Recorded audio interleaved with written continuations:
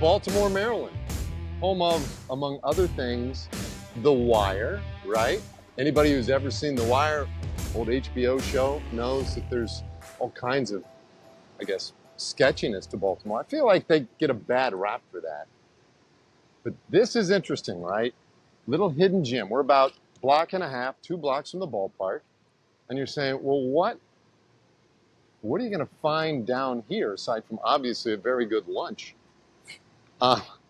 Well, if we turn to our left, what? 1895? The place where Babe Ruth was born. That's his little home, which is now a museum. You know, he only lived there I think he was 7 years old when they sent him off to St. Mary's. What was that all about? I don't know. Well, his dad was a tavern owner and a ne'er-do-well.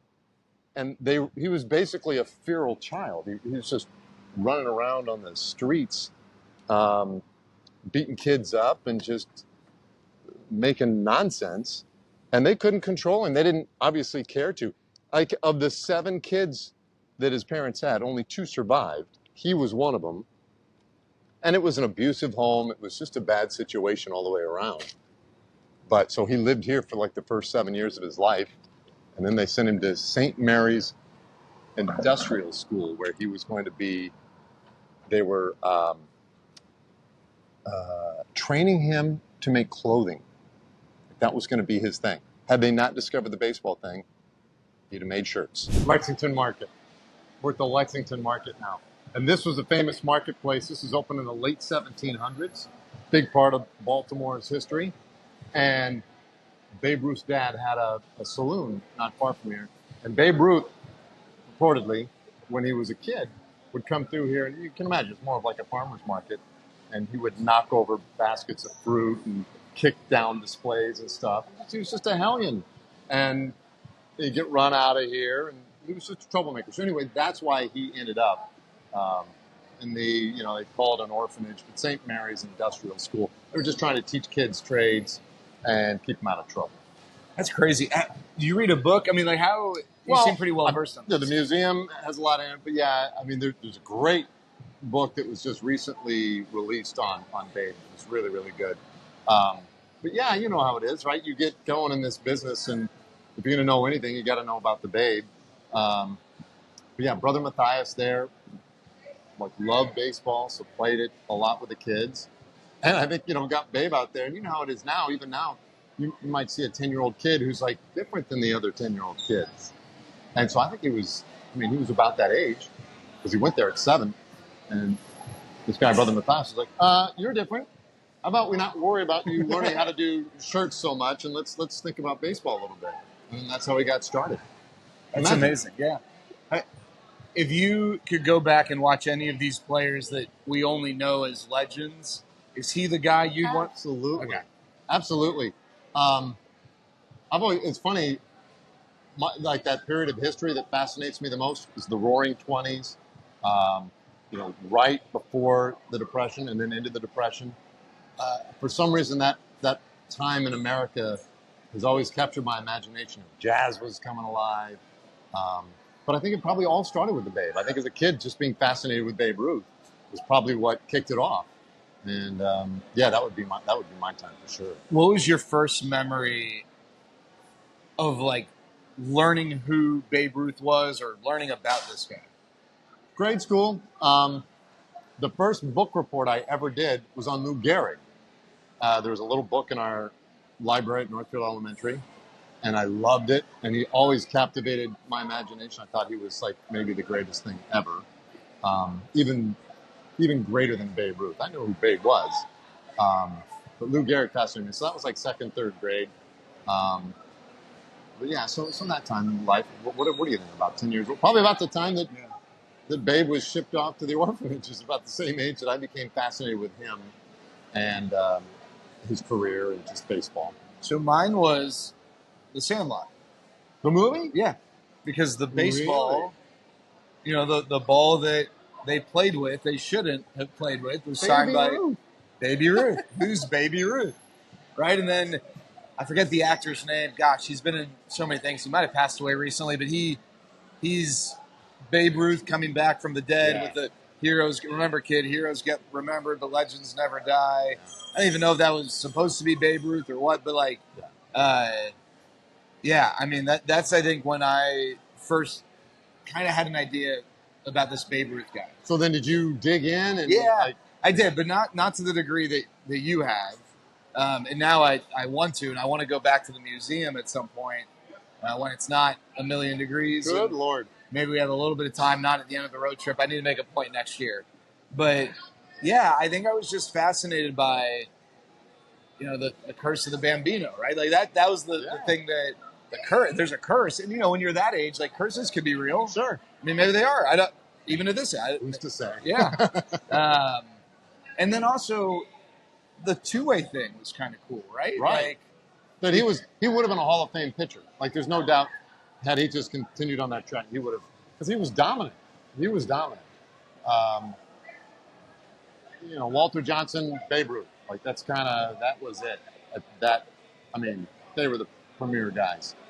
And he liked playing every day. Yeah. It's like Mike Bassick, right? Mike said when he was drafted and then ended up going to his first ball club, his heart sunk when he realized, I'm not playing every day. I'm pitching every fifth day or whatever. Like, what a horrible feeling. Because as a kid, you just like to play.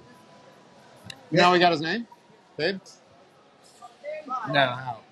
So he was signed by the we're joined by some folks. Yeah, it's fine. It's okay. He was signed by the Orioles, basically a minor league team at the time. Jack Dunn was the guy who ran the team, and they were terrible. So he gets signed. And he's playing semi-pro ball around the area. This guy finds him, says, "Oh, you come play for us." So he does, but he's such a rube, right? Had no upbringing at all, no clue, and he bought a bicycle and he crashed it into the steps of like the school, and all these other guys were on, or the building where they were staying. All these other guys were like, "Who's this guy?" And some guy said, "Oh, that's another one of Jack Dunn's babes." And, then you got train travel and you got hotels, all this stuff. And he's just wide-eyed and goofy and doesn't understand how any of it works. And so the Babe just stuck with him. He's the Babe. And did his teammates end up, like, he clearly had a tough time interacting when he was growing up. Right. His teammates speak favorably of him? I think some did. I think, he and Lou Gehrig were not tight. They're very different guys. Gehrig was really intellectual, would go to fine arts displays and theater. Family oriented. Yeah. And, the Babe was just carousing. So they were not anywhere near the same kind of guys. But, yeah, there was some, in those days, baseball players, they were just complete ne'er-do-wells. Like, these were guys, they were ruffians. So a lot of them just would run the streets. They played baseball, sure, but they were just running around being knuckleheads. So I suspect that more of his teammates probably were on board with his shenanigans than not. He maybe was the leader of the pack. Probably. Yeah. And when you're the best player in the world. Ever. Yeah. Ever. And is he so ever? Not even close. And I get frustrated when people say, and if someone were to say he's not the best player ever, okay, if you want to say it's Ohtani, you want to say, hey, everyone's got an opinion. The one thing that frustrates me, and we do this in all sports, but Babe was out of shape. He couldn't exist in this. But if he existed now, he wouldn't be out of shape probably, or he would take advantage of the resources the athletes have now.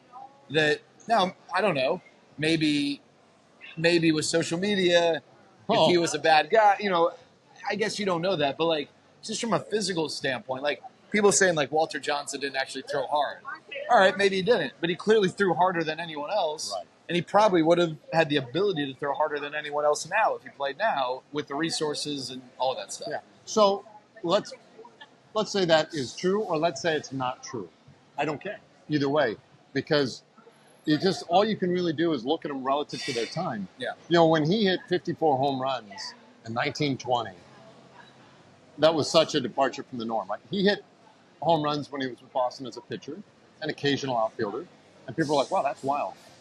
Then he hit like 11 home runs one year. Then one year he hit 19 home runs. Anyway, he hits 54 home runs with the Yankees in 1920. He was so incomparable. A lot of his records have been broken. Okay, well, it's a different era. It's a different time, different athletes, different conditions, as you point out.